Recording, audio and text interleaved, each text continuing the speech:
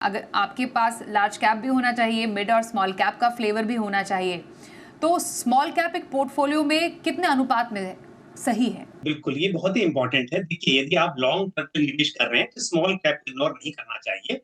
क्योंकि हम जैसा बात करें शुरुआत से ही कि स्मॉल कैप के जो रिटर्न्स हैं, वो लॉन्ग टर्म के मुकाबले बेटर रहे हैं लॉन्ग टर्म में।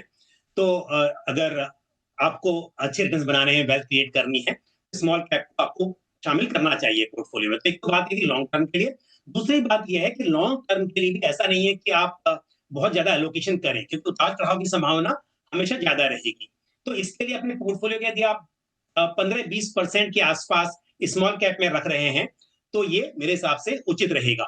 ज़्यादा निवेश आपका लार्ज कैप में होना चाहिए, फॉलोड बाय मिड कैप, और आपका 20-25% तक स्मॉल कैप में एलोकेशन रह सकता है। या कहीं-कहीं पर तो लार्ज कैप एलोकेशन भी देखने को मिलता है। साथ ही यदि हम 65% की भी बात करें जो स्मॉल कैप में रखा हुआ है, उसमें किस तरह के स्टॉक हैं? क्या वो निफ्टी 250 स्मॉल कैप इंडेक्स से ही है मेजरली, या फिर उसके बियॉन्ड जो स्टॉक्स हैं, उससे छोटे भी जो कंपनीज़ हैं, वो भी पोर्टफोलियो में हैं। तो कई बार आप देखेंगे कि जहाँ पर रिस्क ज़्यादा है, कंपनीज़ बहुत छोटी हैं और उस वक़्त पर मार्केट अच्छा परफ़ॉर्म कर रहा है, तो रिटर्न्स बहुत अच्छे देखने को मिल जाएँगे। लेकिन गिरावट के समय पर आपको नुकसान ज़्यादा हो सकता है।